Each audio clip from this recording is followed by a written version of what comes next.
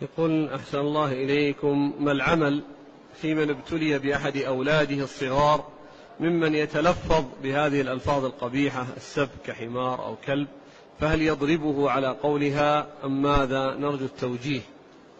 يجتهد معه نصحا وبيانا وأيضا ملاطفة، ويعطيه بعض الأسماء الطيبة والتعاليم الطيبة ويشجعه ويبذل معه بهذه الطريقة جهدا مع الدعاء له بظهر الغيب صادقا أن يخلصه الله تبارك وتعالى من مثل هذه الألفاظ، وأيضا يبين له قبحها.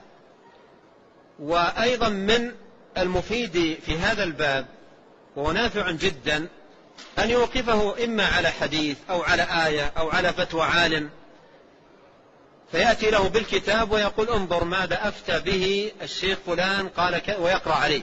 فهذا نوع من